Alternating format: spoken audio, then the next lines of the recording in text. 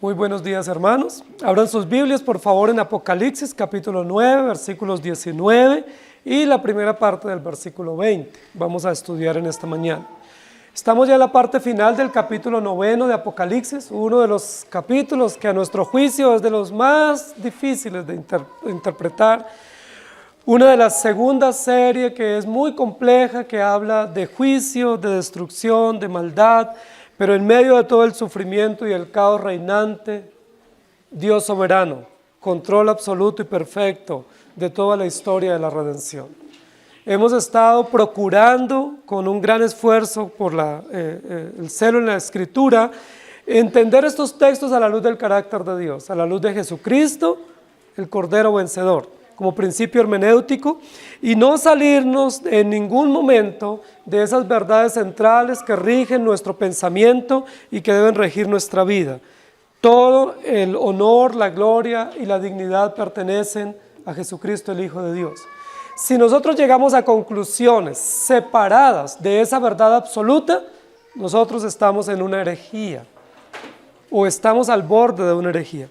Si nosotros nos salimos de la verdad central de que Jesucristo es dueño y Señor absoluto de la historia, nosotros corremos el riesgo de estar equivocados. Los versículos que nos ocupan hoy, 19 y la primera parte del versículo 20, están en perfecta conexión con el segundo ay del libro de Apocalipsis, que tiene que ver con tres plagas: fuego, humo y azufre. Dijimos que esas tres plagas tienen que ver con el juicio perfecto de Dios contra los impíos. Varias cosas debemos tener en mente a manera de introducción. Primero, estamos en la segunda serie de Apocalipsis, la segunda serie que son las 7 trompetas. Las 7 trompetas hablan de los juicios sucesivos de Dios a lo largo de la historia, juicios que caen exclusivamente sobre los impíos, no contra los creyentes. Eso es importante. Segundo, estamos ante unas evidencias inequívocas de la soberanía de Dios en la historia de la redención y en la historia de la humanidad, pero a la par o paralelo a esa verdad, estamos ante la obstinación o la incredulidad de los impíos que deliberadamente resisten las enseñanzas, las evidencias y las manifestaciones del gobierno de Dios. El versículo 19 dice: pues el poder de los caballos estaba en su boca y en su cola, porque sus colas semejantes a serpientes tenían cabezas y con ellas dañaban. Y los otros hombres que no fueron muertos con estas plagas, ni aún así se arrepintieron. Si ustedes revisan el versículo 20 y el versículo 21 del capítulo 9 de Apocalipsis, en los dos textos va a usar una frase que es una frase muy descriptiva o muy dramática de la realidad de los hombres bajo el juicio de Dios. Y esa frase o esa expresión, que es una expresión con un sentido completo, pero de una manera muy dramática o lacónica para describir la realidad del hombre, es: ni aún así se arrepintieron, o tampoco así se arrepintieron, o y no se arrepintieron. Esa frase, que es una frase muy descriptiva de toda la condición del hombre sin Cristo, va a ser el eje temático de nuestro estudio en esta mañana. No se arrepintieron. Una afirmación categórica, una afirmación absoluta de Dios con relación a los hombres que reciben el juicio, y una descripción de cómo Dios ve a los hombres y por qué y que da razón a los juicios de Dios. No se arrepintieron. Es decir, ¿cuál es el propósito de Dios a lo largo de la historia de la redención?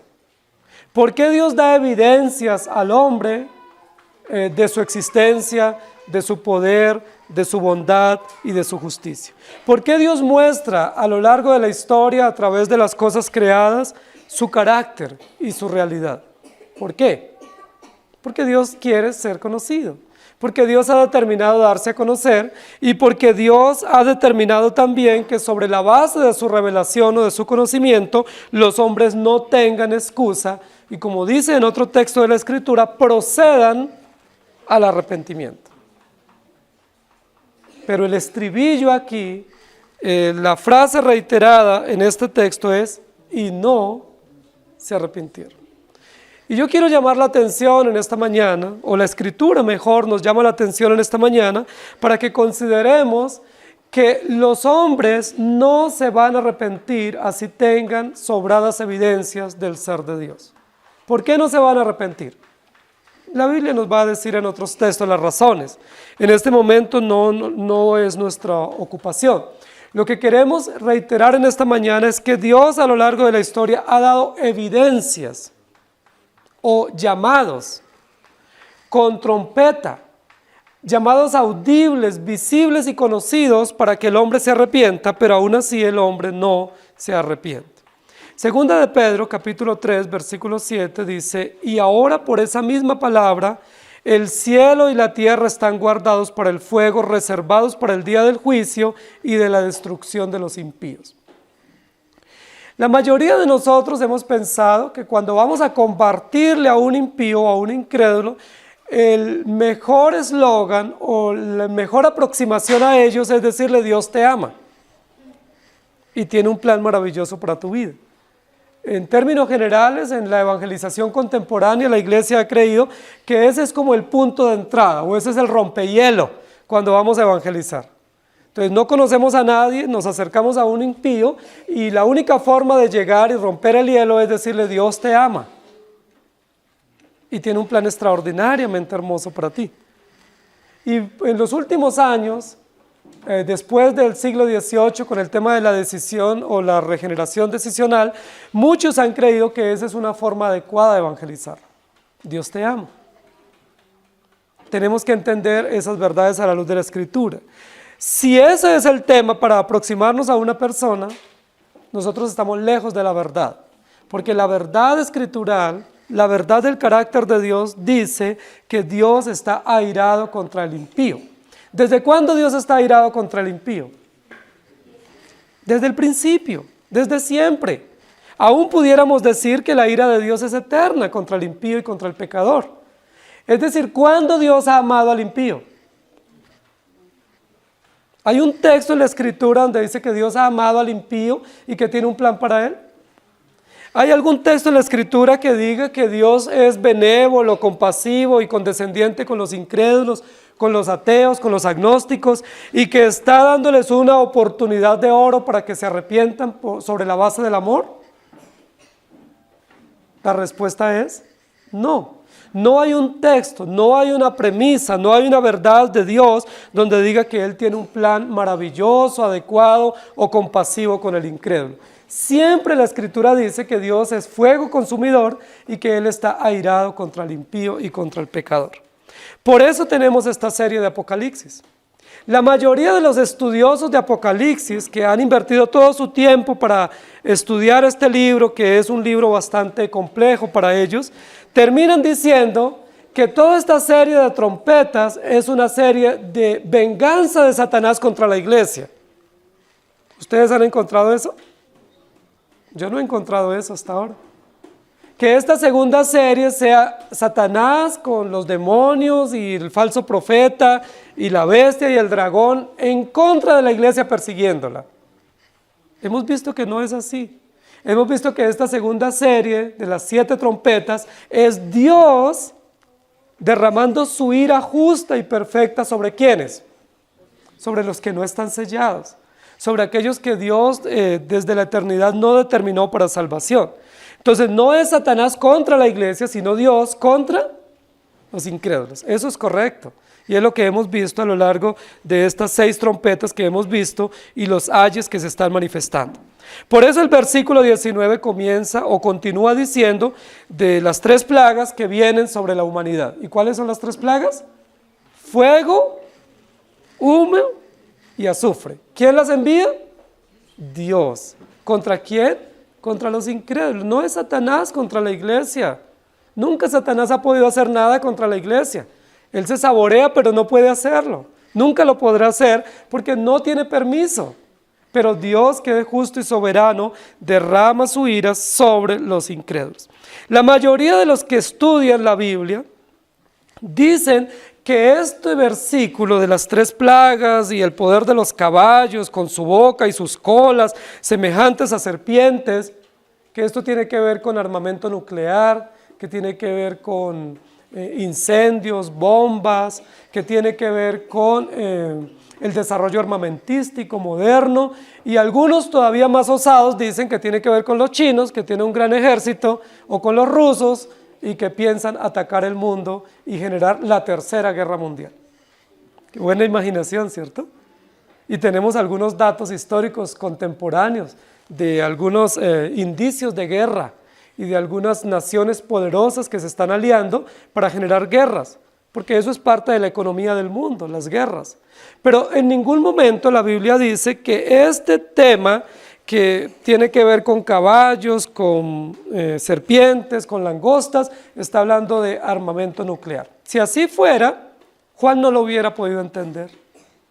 Juan no lo hubiera podido describir. ¿Cómo puede Juan, en el primer siglo de esta era, describir el armamento nuclear moderno que ni siquiera nosotros conocemos? O sea, ¿cómo lo pudiera describir Juan, que vivía en una época donde había guerras y había armamento, pero un armamento menos sofisticado que el que hoy tenemos? No existía la pólvora, no existían las bombas atómicas, no existían las bombas químicas, ni el armamento nuclear. ¿Cómo lo hubiera podido describir Juan? ¿Qué existía en esa época? Guerras a través de caballos, lanzas, tiros, flechas, ¿sí? Bronce, pero no existía lo que hoy nosotros conocemos y que cada vez nos sorprende con el avance tecnológico. ¿Sería que Juan podía describirlo de esta manera, diciendo que parecían caballos, que parecían serpientes y que picaban con la boca y picaban con la cola? ¿Puede estar describiendo armamento nuclear del siglo XXI? Por supuesto que no. Es la imaginación de los biblistas que les lleva a esas conclusiones, pero también la tergiversación para no ver la soberanía de Dios en la historia de la redención. ¿Qué queremos decir en esta mañana? No se arrepintieron. ¿Por qué no se arrepintieron? ¿Tenían evidencias? Claro que sí. Y vamos a hablar de 3 evidencias que Dios ha dado al hombre para que se arrepienta. 3 evidencias que desde Génesis hasta Apocalipsis tenemos y son contundentes para que el hombre se arrepienta. La primera evidencia que el hombre tiene para que se arrepienta, para que crea, es la creación. ¿Qué dice Génesis 1? En el principio creó Dios. ¿Por qué la Biblia comienza hablando del poder creador de Dios y también de la evidencia inequívoca de la existencia de Dios? En el principio creó Dios. ¿Cuál es la primera evidencia que tenemos para arrepentirnos? La creación. La primera evidencia para creer que hay un Dios creador, que hay un poder extraordinario, que hay un diseño perfecto y que hay una norma a la cual tenemos que someternos y un diseñador al cual tenemos que someternos, es la creación. Cuando leemos el relato de la creación es extraordinariamente hermoso. Perfecto en su orden, perfecto en su diseño, perfecto en los tiempos, como se va desarrollando la creación. ¿Por qué el relato de la creación, que es un relato verídico, es un relato autoritativo de la creación, es tan ordenado, tan perfecto, tan meticuloso al decirnos que Dios creó todas las cosas? ¿Por qué? ¿No hubiera sido simplemente suficiente diciendo en el principio creó Dios todo? ¿Hubiera sido suficiente? Claro que sí. Dios no necesita darnos detalles de su creación. Dios no necesita darnos detalles de por qué creó y en qué orden y para qué creó. Él sencillamente con decir, yo creé todo, eso es suficiente. Y aún si no nos lo dijera, también sería suficiente. ¿Por qué Dios toma tanto detalle y tanto orden para mostrarnos el plan de la creación? ¿Por qué? Porque el acto de la creación o el diseño de la creación va a ser usada como una evidencia jurídica, no solamente para atestiguar del ser de Dios, sino una evidencia jurídica contra el hombre que resiste al Dios creador. Por eso tiene tanto detalle la creación, porque no solamente honra el plan de la creación y el diseño del creador, sino que también es una evidencia. jurídica que estalla ante nuestros ojos, ante nuestro rostro, ante nuestro ser, diciéndonos: hay una creación, hay un creador, y los hombres no reconocen ni al creador ni la creación. ¿Me hago entender? Entonces, cuando la Biblia dice y no se arrepintieron, nos está diciendo en primer lugar que estos hombres que están siendo descritos en Apocalipsis 9 no reconocen al Dios creador. No está diciendo que no reconocen el armamento nuclear. No reconocen al Dios creador. ¿Qué creó Dios en su creación? Todas las cosas, pero dentro de ellas, ¿qué creó? ¿Qué nos está diciendo el capítulo 9? El fuego. ¿Qué más creó? El humo, el azufre, las langostas. ¿Qué más creó? Los escorpiones, los caballos, los leones, las serpientes, ¿sí? Las águilas, los buitres. Mire lo interesante de Dios. No necesitamos mucha imaginación para entender Apocalipsis 9. Solo necesitamos comprender que todos esos animales que son usados metafóricamente en el libro, en el capítulo, para describir esta realidad, nos muestran que Dios es creador. Los caballos no se los inventó Satanás, ni se los inventó el falso profeta, ni las serpientes. ¿Quién creó todas las cosas? Dios. ¿Por qué Dios creó todas las cosas? Porque Él es creador. Ahora, recordemos que no todos los animales son amigables con el hombre. Cuando uno lee Levíticos y Deuteronomios, dice la Biblia que algunos animales Dios los creó para que fueran amigables, es decir, para que el hombre los pudiera cuidar y los pudiera engordar y los pudiera matar y se alimentara. Animales amigables, no mascotas, sino amigables, que sirven para consumo, que sirven para trabajo, como los camellos, los caballos, los mulos, y otros animales que son feroces. Hay dos teorías con relación al tema de los animales feroces. Una teoría es que todos los animales eran mansitos y vivían en la sala del Edén con Adán y Eva, pero que esos animales les salieron colmillos y se volvieron feroces y depredadores y carnívoros después de Génesis 3. Esa es una teoría. Es decir, que los leones no comían carne, sino que comían verduras. Pero que después de Génesis 3, del pecado, que los leones se vinieron y se volvieron depredadores o carnívoros, y que se volvieron feroces y les salieron colmillos y entonces se volvieron feroces, así como nosotros los conocemos, y los tigres y los otros animales que nos causan tanto terror. ¿Eso será verdad o no? Eso es evolucionismo, ¿no? Evolución orgánica. No creemos eso. Porque si decimos eso, estamos diciendo que Dios se equivocó en la creación y que los animales eran tranquilos, pacíficos, y que Adán y Eva jugaban con ellos y le peinaban la melena al león y todas esas cosas, y que luego después se volvieron feroces. Eso es un concepto arriano de los falsos testigos de Jehová que enseñan eso, ¿sí? Y por eso dicen que la paz o la restauración es volver a tenerlos como mascotas. Nosotros creemos que los leones, desde que Dios los creó carnívoros, feroces.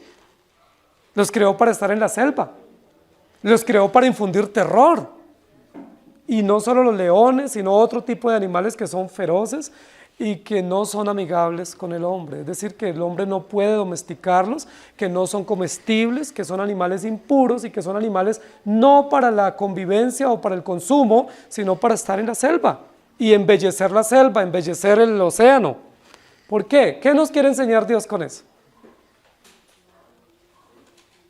¿Por qué hay animales feroces? ¿Por qué Dios desde el principio creó animales feroces? Imponentes, agresivos, que se atacan entre ellos, que algunos se exterminan, que se alimentan unos de otros. ¿Por qué Dios los creó así? ¿Es una consecuencia del pecado o Dios los creó así desde el principio? Muy bien, no podemos decir que es consecuencia del pecado porque eso sería evolución. Y sería decir que Dios nos fue sabio y prudente en la creación. Pero decir que Dios creó animales salvajes o feroces, ¿cómo podemos entenderlo? A la luz del juicio, a la luz del carácter justo de Dios. Porque estos animales que están siendo descritos en el capítulo 9 son animales que se vienen contra el hombre. Las langostas, los escorpiones, los caballos salvajes usados para la guerra, los leones, ¿y cuáles son los otros? Los buitres. ¿O alguno de ustedes tendría un buitre de mascota? ¿O tendríamos un león de mascota? No nos atrevemos, no podemos, es imposible. O una serpiente. Queridos hermanos, ¿qué nos enseña la Escritura con esta creación de animales feroces desde el principio, antes del pecado, y que son recreados aquí en el capítulo 9 para hablar de juicio? ¿Qué nos enseña eso? ¿Guerra nuclear? Por supuesto que no, porque en la época de Juan no tendría ningún sentido, no existía la guerra nuclear. Pero en la época de Juan sí existían leones, langostas, escorpiones y animales feroces. ¿Qué nos enseña eso? Que la misma creación, desde su origen, nos revela que Dios es justo. Y que aun cuando esos animales que fueron creados por Dios se levantan contra el hombre para causarle terror, para causarle miedo, para causarle daño, ¿qué deben recordarle al hombre? Que Dios es justo. Y que la creación no vive armónicamente, como enseña la nueva era, para beneficio de Él. Que la creación no es pacífica y amigable para Él, sino que la creación lo que muestra es el carácter de Dios. Recuerden que vimos en el capítulo 5 y 6 de Apocalipsis y el 7 que hay deslizamientos, hay volcanes que erupcionan, que hay inundaciones, maremotos, terremotos. Es decir, la creación no es benéfica para el hombre, la creación muestra el carácter de Dios. Muchas veces es la misma creación la que se viene contra el hombre, en inundaciones, tornados, terremotos, pero no solamente la creación en el sentido del globo, sino también los animales creados. ¿Cuántas personas mueren atacadas por fieras? ¿Cuántas personas mueren en los campos picadas por serpientes o mordidas por serpientes? O tienen que recurrir a los centros de atención médica, o atacados por abejas, por insectos. ¿Cuántas personas mueren de hambre por las langostas que devastan grandes territorios? ¿Qué debe recordarle al hombre cada vez que hay animales que le atacan? ¿Qué debe recordarle eso de la creación? Que Dios es creador. Y que la creación es la primer evidencia de que Dios existe y que Él está bajo el juicio de Dios. Algunos dicen, no, es que antes del pecado no sucedían ni terremotos, ni habían inundaciones, ni las hojitas de los árboles se caían. Eso es bastante imaginación, ¿cierto? Porque lo que la Biblia dice es que Dios creó la tierra para mostrar no la armonía con el hombre, sino para mostrar su poder. Y de hecho la tierra y todos los elementos creados, incluidos los animales, revelan es el poder extraordinario de Dios, que incluye beneficio para el hombre al darle alimento y sustento, pero que incluye terror también. ¿O a ustedes no les aterra un terremoto? ¿No les aterra una inundación? ¿No nos aterra una tormenta eléctrica? Si sucediera, buscaríamos escondederos, porque nos aterra. Nos aterra cuando hay tormentas eléctricas. ¿Por qué nos aterra? Porque la creación fue creada para que nos aterre. Y al aterrarnos, ¿qué debemos hacer? Arrepentirnos de nuestros pecados. ¿Pero qué dice la frase dramática de Apocalipsis? No se arrepintieron. Aunque habían caballos, aunque habían leones, aunque habían langostas, aunque habían escorpiones, aunque les picaban, aunque los depredaban, muchos morían, pero los demás no se arrepentían. ¿Qué es lo que nos está diciendo la Escritura? Aunque hay evidencias visibles, contundentes, constantes de la existencia de Dios y de la justicia de Dios, los hombres no se arrepienten. Algunos dicen, Es que yo no conocí la Biblia y es que no tenía la ley de Dios. No es suficiente o no es indispensable la ley de Dios, porque con la sola creación es suficiente. Y con los animales que atacan al hombre, de los cuales el hombre debe protegerse, es suficiente saber que Dios existe y que Dios es justo. No sé si algunos de ustedes se dieron cuenta que en estos últimos meses ha llegado una invasión a algunas regiones del país de un pequeño molusco, un caracol, que es venenoso y supremamente peligroso. Ni siquiera se puede tocar, porque puede envenenar a la persona y morir. Ni siquiera se puede acercar. O sea, si usted ve ese molusco que es tan venenoso y tan peligroso, toca llamar a las autoridades. Si lo ve en el balcón de su casa, toca llamar a las autoridades para que vengan y ellos con todo el equipamiento puedan atender esa emergencia. Un pequeño molusco de 10 o 15 centímetros. ¿Por qué? ¿Qué debe recordar eso para el hombre? Que Dios es justo. Y que aún la misma naturaleza y los mismos animales le pueden atacar, y el único auxilio que el hombre tiene en medio de esa condición de una creación que le aterra y le persigue y le ataca, aún causándole la muerte, es arrepentirse. ¿Pero qué dice la Biblia? No se arrepintieron. Salmo 68, 17 dice: los carros de guerra de Dios se cuentan por millares, del Sinaí vino en ellos el Señor para entrar a su santuario. Y luego en Jeremías 51, 27 dice: levanten la bandera en el país, toquen la trompeta entre las naciones, convoquen contra ella a los reinos de Ararat, Min y Askenaz, pongan al frente un general, que avancen los caballos cual plaga de langostas. No sé si ustedes recuerdan, pero en el desierto Dios defendió a su pueblo en varias oportunidades a través de ataques de animales. ¿Se acuerdan? En algunas oportunidades enjambres de abejas o avispas. Pero ¿se acuerdan que hubo una oportunidad cuando juzgó a varios judíos o muchos judíos que se rebelaron contra Dios a través de serpientes? Sé que habían serpientes ardientes o venenosas y muchos murieron. Y recuerden que Dios ordenó a Moisés a poner una serpiente en un asta, ¿sí? Una serpiente de bronce. Dice que los que miraban esa serpiente de bronce eran curados, o ese era el antídoto contra esa mordedura tan letal. Y luego en el Nuevo Testamento dice: así como Moisés levantó la serpiente en el desierto, es necesario que el Hijo del Hombre sea levantado. En muchas oportunidades los animales han sido medios usados por Dios para atacar al hombre y traer juicio. Es decir, la creación es una evidencia o un testigo contundente del ser de Dios y de la justicia de Dios. ¿Cuál es la conclusión? No se arrepintieron. Son muchas las personas que ante la evidencia de un terremoto o de un ataque, de una epidemia, de un microbio o de una epidemia o una pandemia, ellos no se arrepienten. Más bien, ¿qué hacen? Dice la Biblia: blasfeman, reniegan de Dios, pero no se arrepienten. Muy bien. ¿Cuál es la segunda evidencia que tenemos? Este texto está diciendo que no se arrepienten. Pero si nosotros decimos: no, es que no se arrepienten porque ellos no podían o no tenían la fe para arrepentirse, estamos diciendo que pues están excusados.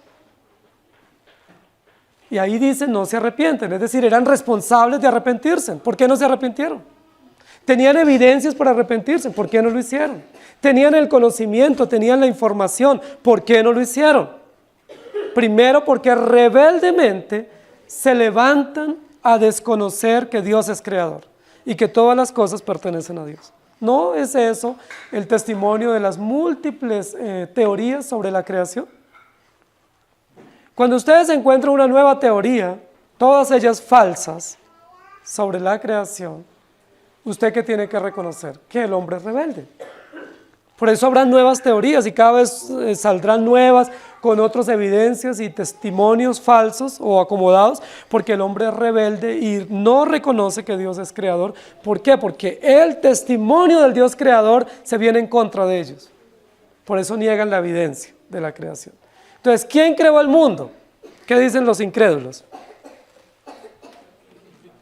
Que son inteligentes, ¿cierto? Que tienen un pensamiento elaborado. ¿Quién creó el mundo? Entonces ellos hablan de unas causas, de unas teorías, de unas evidencias, de unas explosiones, de unas cosas imaginarias, de mucha ciencia ficción. Y es tan sencillo porque la respuesta es una respuesta corta. ¿Quién creó el mundo? Dios. Respuesta corta. Respuesta sencilla, pero respuesta contundente. Pero en el momento en que ellos digan, Dios creó el mundo, tienen una evidencia ante sus ojos, no de la creación, tienen una evidencia de Dios. Y tienen que responderle a Dios. Por eso es mejor elaborar grandes teorías y ocuparse en su defensa que decir Dios creó el mundo. La segunda evidencia que estos hombres tienen para arrepentirse es la evidencia del Evangelio. La evidencia redentiva. ¿Por qué es una evidencia universal? No es una evidencia solo para los creyentes. Los creyentes ya estamos cubiertos por esa evidencia o por esa razón, que es el Evangelio. Pero los incrédulos tienen una evidencia también, y es que Cristo es el Redentor. Ellos lo saben. Ellos saben que hay un Redentor y que ese Redentor demanda ser adorado y demanda ser servido. Ellos lo saben. No podemos excusar al incrédulo y decir, no, es que él no sabía, es que para él no era, es que él no era elegido. Porque si nosotros hacemos eso, lo estamos justificando y estamos haciendo responsable a Dios de la condenación, y eso sería una injusticia. Le atribuiríamos a Dios injusticia si decimos, no, es que pobrecito, pues él no entiende el Evangelio. Por supuesto que él no lo cumple y no lo cree, pero es una evidencia que está ante sus ojos. ¿Cómo lo sabemos? Lo sabemos en primer lugar porque la Biblia dice que Dios creó al hombre a su imagen y semejanza. Y parte de la imagen y la semejanza de Dios implica la información o la verdad de la existencia de Dios y del Dios único y verdadero que demanda adoración y demanda satisfacción de la ley. La Biblia no dice que Dios creó a Adán y Eva a su imagen y semejanza y que los impíos o los reprobados los creó a otra imagen. ¿O sí dice así en sus Biblias? La Biblia no dice que hay dos simientes por creación. La Biblia solo dice que hay un origen creativo del hombre y la mujer y que ese origen es imagen y semejanza de Dios. Es decir, el hombre fue creado para adorar a Dios, para vivir para la gloria de Dios y para rendirse enteramente a Él. Y eso es una verdad muy, pero muy extraordinaria. Ustedes me van a decir, pero es que sin el Evangelio, el hombre no puede creer en Dios y no puede reconocer sus pecados. Y sí, es cierto, no puede reconocer sus pecados sin el Evangelio. Pero aún sin el Evangelio, los incrédulos no tienen excusa de reconocer a Dios y adorarle como único ser supremo y suficiente. El versículo 20, que no lo vamos a desarrollar hoy, habla de que adoraron demonios. O sea que sí sabían que había que adorar. O sea que sí sabían que debían adorar al Dios verdadero, porque adoraron demonios. La pregunta es, ¿y por qué no adoraron al verdadero? Sí tenían esa información, sí tenían esa noción, sí tenían eso como parte del diseño, el de que hay un Dios y que ese Dios exige adoración y que debe ser reconocido como tal. La Biblia dice, y lo vimos en la primera parte del capítulo 9 de Apocalipsis, que habla del humo, del incienso, y en el capítulo 8 también, del incienso que se ofrecía en el templo. ¿Recuerden que Dios ordenó incienso, quemar incienso para adoración? Muy bien. Pero recuerden que las culturas antiguas contemporáneas al pueblo de Dios tomaron el incienso para adorar ¿a quién? A sus dioses falsos. El tantra, el yoga y otros cultos paganos usan incienso. ¿Por qué toman incienso para esos cultos paganos? ¿De dónde tienen la información que al incienso Dios le agrada? De la Escritura. No pueden haber tomado de otra información. Pero en lugar de ofrecer el incienso, que es el incienso de la oración, que es el olor fragante del sacrificio de Cristo, toman esos elementos para rendir culto pagano. ¿Sí me hago entender? ¿Desde dónde toma el impío que la serpiente es un símbolo de encantamiento? Porque la serpiente está registrada en la Escritura creada por Dios, instrumento para la introducción del mal en la humanidad, pero los paganos han tomado las serpientes para rendirles culto y como parte de su encantamiento. La Biblia está describiendo aquí los caballos usados para la guerra, pero creados por Dios, para el trabajo. Pero también recordemos que los impíos han tomado los caballos para ofrecerles culto. Uno de los animales mitológicos en las culturas antiguas es el caballo. ¿Qué dicen los mitos sobre el caballo? Que es sinónimo de amistad, sinónimo de sabiduría, sinónimo de belleza, sinónimo de poder. ¿De quién son esos atributos? ¿Y por qué se los atribuyen al caballo?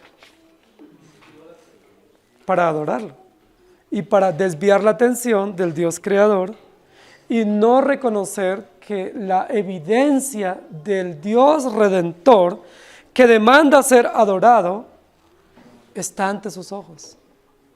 Ellos no tienen la palabra escrita en la palabra revelada por el Espíritu Santo, pero tienen la información por creación de que Dios existe y que Dios demanda ser adorado.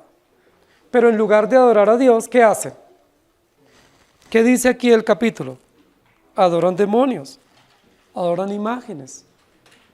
¿Y qué dice Romanos 1? Adoran cuadrúpedos, reptiles, serpientes. ¿Por qué adoran esos animales? Son creados por Dios. Es decir, tienen dos evidencias ante sus ojos, no reveladas por el Espíritu Santo de manera redentiva, pero sí tienen las dos verdades ante sus ojos, la evidencia de la creación y la evidencia de un Dios absoluto que demanda ser adorado sobre la base de sacrificios. ¿Desde cuándo los incrédulos ofrecen sacrificios? Recuerden que las culturas antiguas, caldeas, babilónicas, mesopotámicas, hacían sacrificios. ¿Y de dónde tomaron la noción de sacrificios? De la Escritura, del pueblo de Dios, del pueblo hebreo. ¿Y por qué hacían sacrificios siendo que el sacrificio lo único que nos muestra es la redención? ¿Sí me hago entender? Es decir, no tienen excusa. Ellos no tienen la gracia irresistible que tenemos por gracia nosotros, pero ellos sí tienen la evidencia de la redención. Una evidencia histórica, una evidencia antropológica y una evidencia contundente a través de la verdad de Dios grabada en sus conciencias. ¿Pudiera decir un impío, yo no sabía que había un redentor? No puede. Porque así lo dijera, hay evidencias intrínsecas en él mismo que muestran o atestiguan que hay un ser creador y un redentor absoluto. Dos evidencias tiene el incrédulo. Pero ¿cuál es aquí el epitafio en su tumba? No se arrepintieron. Nosotros no podemos ser tan ligeros en excusar al incrédulo y decirle, es que él no tiene la fe. Por supuesto que no tiene la fe verdadera que nosotros tenemos por gracia, pero el hecho de que no tenga la fe no lo exime de la responsabilidad de arrepentirse porque tiene las evidencias. ¿Será que algún ateo o algún incrédulo no ha dicho antes de Cristo y después de Cristo? Por lo menos en estos 2000 años. Todos en los libros de historia, en cualquier emisora, en cualquier medio de comunicación, es que antes de Cristo, es que después de Cristo. ¿Y ahí de qué están testificando? que son responsables de que hay un Cristo, hay un Redentor, un Mesías enviado del cielo, y ellos no le rindieron culto. Toda la idolatría, todo el hedonismo, todos los cultos paganos lo que atestiguan es que hay una evidencia contundente, no solamente de la creación y del Dios creador, sino de la redención, que está tan cercana a sus conciencias, y ellos, para evadirla o para atenuarla, adoran a los cantantes, adoran el deporte, se adoran a sí mismos, pero no reconocen la creación o la verdad de Dios. Cuando el texto nos dice acá que Dios envió, y permítame decirlo de esa manera, que Dios envió esta cantidad de animales que los creó Dios, ¿cuáles fueron esos animales? Serpientes, caballos, langostas, leones, escorpiones, los mandó para atacarlos y para mostrarles el terror del Dios creador y que ellos temieran y se arrepintieran, pero ellos no se arrepintieron. ¿Sabe qué hicieron con esos animales? Les pusieron un altar. Miren lo extraordinario, es lo que está diciendo en el versículo 20. Estos animales los atacaban a ellos y en lugar de arrepentirse ni decir Dios es creador, les pusieron un altar. Porque ustedes saben que hay altares para el búho, para el león, para la serpiente, para las langostas, fuente de sabiduría, dicen que son las langostas, y de inteligencia, y de diligencia. Adoran los búhos, adoran los reptiles, los dragones. ¿Por qué? ¿Por qué el hombre, cuando se siente atacado por esos animales, en lugar de mirar al Creador, dice, este es mi Dios, este es mi Redentor, este es mi mediador? ¿Por qué lo hace? Porque tiene una noción, no solamente del Dios Creador, sino también del Dios Redentor, manifestado en Cristo. Y por eso ellos son responsables y no tienen excusa, pero la conclusión dramática es, no se arrepintieron. Dos evidencias tienen. ¿Cuáles son? La creación y la redención. No quiero confundirlos a ustedes diciendo que ellos tienen la gracia irresistible, no la tienen. Pero el hecho de que no la tengan no los hace ajenos a la ley de Dios y a la orden de arrepentirse. El hecho de que a ellos no les haya iluminado la luz del Evangelio que viene por gracia a través de Cristo Jesús y por su Espíritu Santo, no los exime de la responsabilidad de arrepentirse, y lo dice claramente el texto en dos oportunidades. No se arrepintieron, aunque tenían la evidencia de la creación y tenían la evidencia de la redención. ¿Me hago entender? Tercera evidencia. Cuando nosotros miramos los textos anteriores al que estamos desarrollando hoy, que dice el poder de los caballos que estaba en sus bocas y en sus colas, porque sus colas semejantes a serpientes tenían cabezas y con ello los dañaban y mataron la tercera parte de los hombres, nos habla de algo que vinimos explicando en los versículos anteriores, y es Dios envió plagas, es decir, sufrimiento. Las plagas que están siendo descritas acá son terribles dosis de sufrimiento para el impío y en muchos casos causan la muerte. Si ustedes revisan en el contexto de lo que estamos viendo, dice que los hombres querían la muerte, pero no la conseguían para evadir el juicio, la justicia de Dios. Sin embargo, Dios envía plagas. ¿Qué propósito tiene con las plagas? Dice causarles tormento. Subrayen esa palabra, tormento. Causarles daño, subrayen esa palabra en sus mentes, causar daño. ¿Y qué más causa esas plagas? Muerte. Hermanos queridos, ¿no es ese otro insumo contundente del ser de Dios? ¿El sufrimiento? Esa es otra evidencia que tiene el incrédulo. El incrédulo no solamente tiene la evidencia de la creación, no solo tiene la evidencia de la redención, sino que tiene la evidencia del sufrimiento. Nosotros generalmente pensamos que si una persona sufre, se doblega y cambia de opinión. ¿Cierto que lo hemos dicho? A veces pensamos que el sufrimiento es una forma de domar a alguien, o de transformarlo, o de hacerlo que cambie de opinión. Eso es lo que nosotros pensamos. Pero la Biblia nos dice la verdad. A veces decimos, no, es que el impío si toca fondo se arrepiente. Es que si a él le viniera una gran calamidad, Él levanta sus ojos al cielo y cambia de opinión. Es que si él estuviera en un gran desastre, él voltea sus ojos al Señor. ¿Eso será cierto? No es cierto. Y recuerden que ese no es un argumento bíblico, por eso no lo podemos usar, ese es un argumento de Satanás.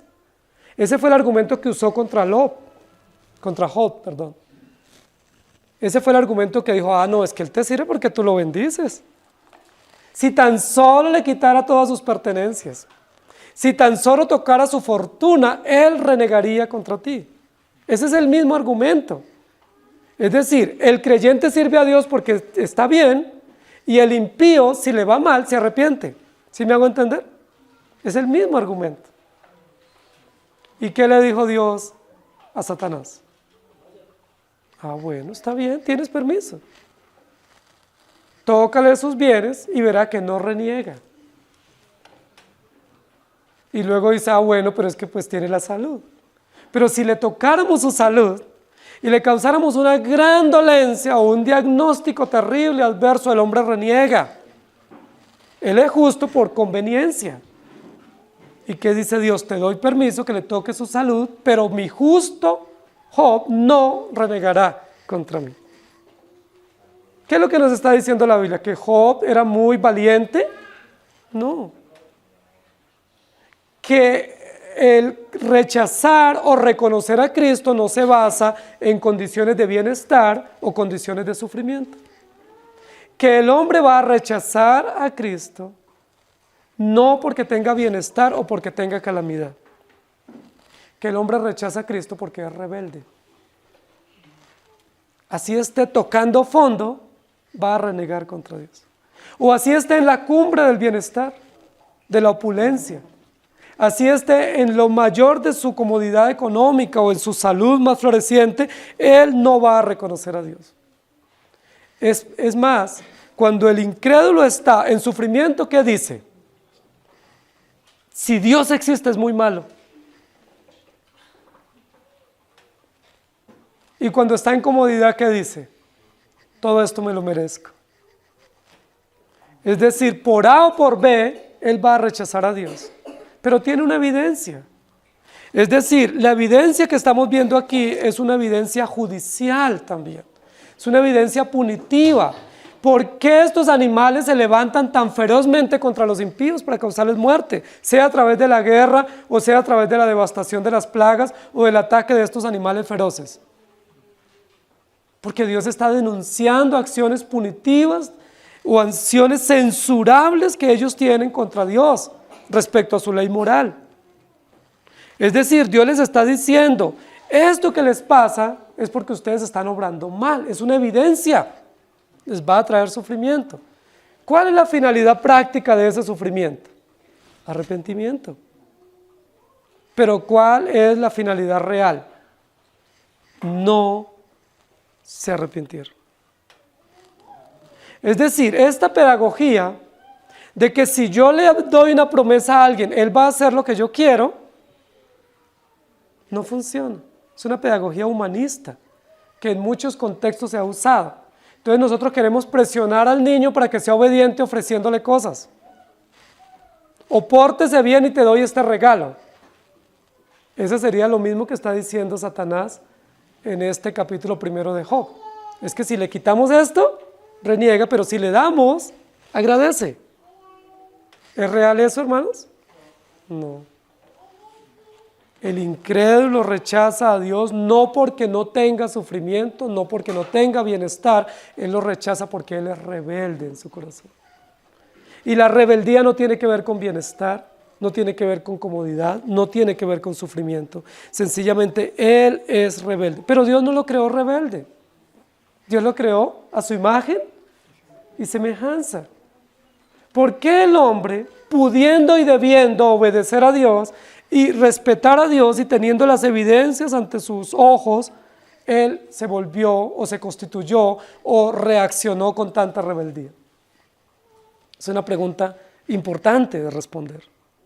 La Biblia la va a responder a lo largo de la Escritura y nos va a recordar y nos va a hacer entender que aunque Dios creó al hombre bueno, el hombre buscó muchas perversiones y su corazón fue conquistado, desviado, engañado y quedó preso de esa condición que si bien es real no lo exime de la responsabilidad y no quita las evidencias, evidencia creativa, evidencia redentiva y evidencia punitiva. Dios le ha dado evidencias al hombre de que está obrando mal. ¿Qué debiera hacer el hombre ante tanto sufrimiento? Ante tanta guerra, ante nuevos diagnósticos de enfermedades, ante nuevas situaciones políticas, económicas que son adversas para él. ¿Qué debiera hacer el hombre? Arrepentirse, no tiene otra opción. Es el único propósito práctico de esa circunstancia, del sufrimiento. Pero ¿cuál es la realidad? No se arrepintieron. ¿Recuerdan ustedes el caso de Faraón? Ese es un caso excelentemente claro para comprender esto. Dice la Biblia, y Dios dijo, voy a sacar a mi pueblo para que me adore en el desierto, y lo voy a llevar a una tierra abundante. Ve y habla con el faraón y dile, deja ir a mi pueblo, pero Faraón no los dejará ir. Y uno dice, entonces, ¿para qué lo manda? Debería evitarle la vuelta a Moisés. Vaya y dile, pero no va a ir. Es Dios honesto y diciéndonos el propósito. Y luego dice que fue al faraón y Faraón dijo, no los voy a dejar ir, como se había advertido. Entonces Dios dice, ve y dile a Faraón, voy a traer una primer plaga sobre esta gran nación, pero deja ir a mi pueblo. Y Dios le dice a Moisés, voy a traer esta plaga, pero yo endureceré el corazón de Faraón y no los dejará ir. A Moisés Dios no le está pidiendo ni que sea intercesor, ni que sea redentor, ni que convenza a Faraón, ni que ore y ayune para que las potestades de las tinieblas se cambien. Dios solo le está ordenando a Moisés que obedezca, que sea un siervo fiel, vaya y dile a Faraón esto, pero no los va a dejar ir. ¿Quién endureció el corazón de Faraón? ¿Satanás? ¿El falso profeta? ¿La serpiente antigua? ¿El dragón? Dios. ¿Y por qué Dios endureció el corazón de Faraón? ¿Porque Dios es malo? ¿Porque Dios es injusto? ¿Porque Dios es un déspota tirano que hace lo que Él quiere? No, mis queridos hermanos, porque Dios es soberano. Y antes que Dios endureciera el corazón de Faraón, Faraón se había rebelado contra Dios. Y Faraón lo único que va a cosechar para él y para su imperio son las consecuencias naturales de su rebelión. En el hipotético caso que no me es permitido teológicamente hacer, pero solo para efectos pedagógicos, donde Faraón hubiera dicho, listo, sí, ¿cuándo se quieren ir? ¿Se quieren ir hoy mismo? Mire, por ahí está el camino y voy a disponer unos guardianes y acompañantes para que los lleven al desierto. Si así hubiera sucedido, nosotros que hubiéramos dicho, ay, gloria a Dios, expedito el camino para la liberación. ¿Eso sería justo? No, porque Faraón tenía que cosechar en carne propia las consecuencias naturales o las acciones justas de Dios sobre sus pecados, sobre la maldad que ellos habían obrado contra Dios y contra el pueblo de Dios. Y todo Faraón y todo el imperio tenían que ver la justicia de Dios derramada en pequeñas dosis que devastaron el imperio. Eso sí es justo. Por eso Dios dice, yo endureceré el corazón de Faraón. Ahora, ¿qué más es justo? Por condescendencia, que el pueblo de Dios vea que no hay impunidad en Dios. Y que todos esos tiranos que los oprimieron y que les controlaron la natalidad y que les causaron tantas injusticias y angustias, están sufriendo las consecuencias de sus malas acciones contra Dios. Dos acciones. Un propósito para los creyentes, que vean la justicia de Dios. Y el propósito para los incrédulos, que se arrepientan. Los creyentes vieron la justicia de Dios, pero cuando estaban en el camino querían regresarse a comer cebollas y puerros y carnes en unas ollas de carne que tenían, cuando el imperio estaba devastado, cuando Dios no se agradaba de Egipto. y los egipcios que se quedaron no se arrepintieron, aunque la tercera parte de ellos murió. Hermanos, esto es terrible. Esto no tiene nada que ver con injusticia de Dios. Esto no tiene nada que ver con doble predestinación, la cual no existe. Esto lo que tiene que ver es con la rebeldía del hombre, que teniendo todas las evidencias tan precisas, tan diáfanas, tan constantes a sus ojos, a su conciencia, ellos no se van a arrepentir. Usted le puede presentar el evangelio al incrédulo de la manera más extraordinaria y elocuente. ¿Se va a arrepentir? No. Dice que para él son como perlas tiradas a los cerdos y que las va a despedazar. Usted puede presentar los argumentos más contundentes al agnóstico para que crea que esta creación la diseñó Dios, y él lo va a despedazar con argumentos mentirosos y engañosos. ¿Por qué? Porque no adelanta tener argumentos contra el incrédulo y contra el necio. Lo único que adelanta es que la gracia irresistible de Dios ilumine sus conciencias y transforme sus corazones y los traiga no con el amor romántico Winnie Pooh, sino que los traiga con azotes de amor, como dice la Escritura, o con cuerdas de justicia, trayéndolos a Él para que reconozcan por qué no habían visto estas evidencias. ¿O no nos pasó así a nosotros? ¿O alguno de ustedes necesitó tocar fondo para arrepentirse? ¿No? Usted no tocó fondo para arrepentirse. Usted fue traído de manera irresistible por la gracia de Dios, porque de otra manera ni usted ni yo hubiéramos llegado. Ahora, ¿qué nos sostiene acá en la iglesia? ¿El que usted entendió, creyó y es un buen cristiano? ¿O qué nos sostiene?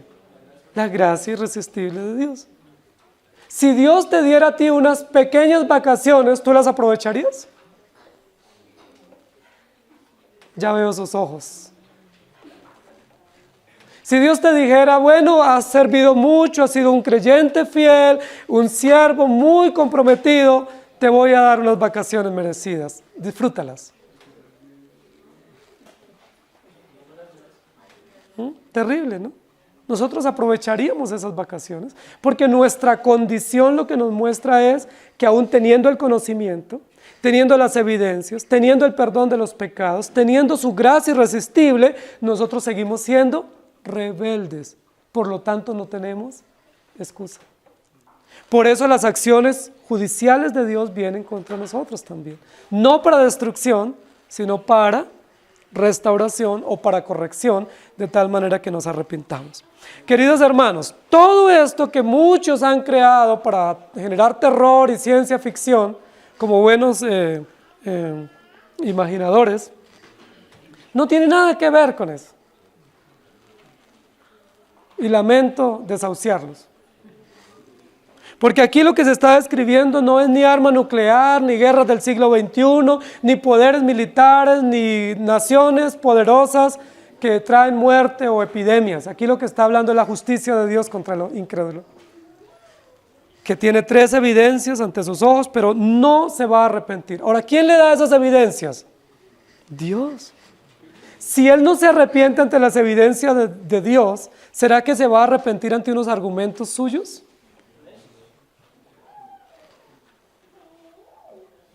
Usted puede ser el mejor apologeta, usted puede ser el hombre con más sabiduría y más orden y precisión en sus argumentos. ¿Podrá convencer al incrédulo de que no se revuelque en el basurero?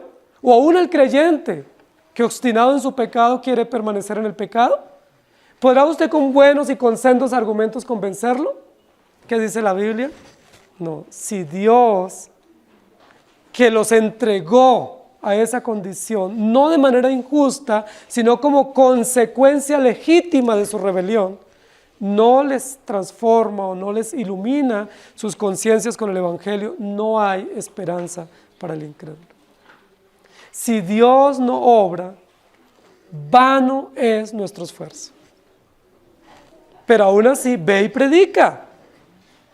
Pero yo he endurecido el corazón para que no se arrepientan. Pero ve y predica. No busque buenos argumentos. No busque orden lógico. Sencillamente cumple la tarea, predícale. Dile, deja de pecar, arrepiéntete.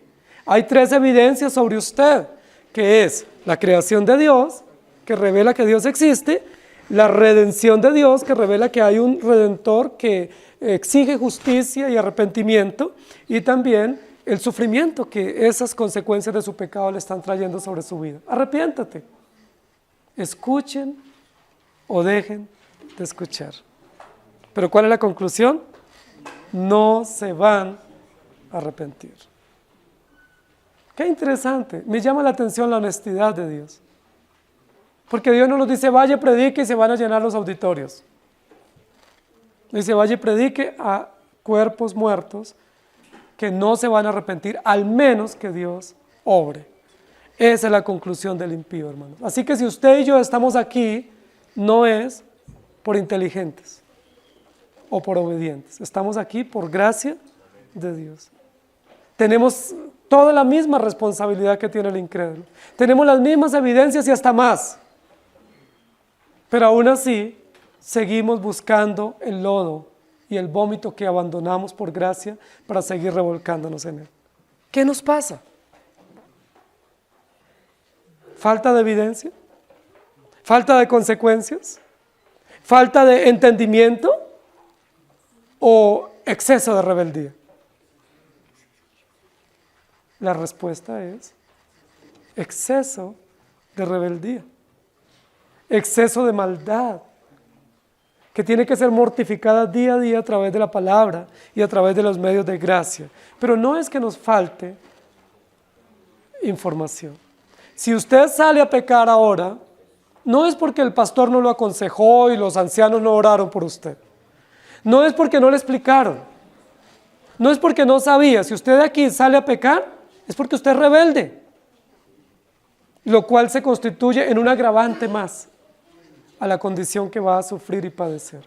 Pero gracias sean a Dios por Jesucristo, que pese a toda nuestra obstinación, aún con las evidencias y la gracia irresistible, el Señor nos sostiene. Y si usted se está yendo del rebaño, lo va a traer con cuerdas de amor. Imagínense esas cuerdas como duelen por las piernas, ¿sí? Trayéndonos con cuerdas de amor para que volvamos al rebaño. Amén. Que el Señor nos ayude. Señor, gracias por tu palabra. 2 realidades de una sola verdad. Tú existes y demandas adoración.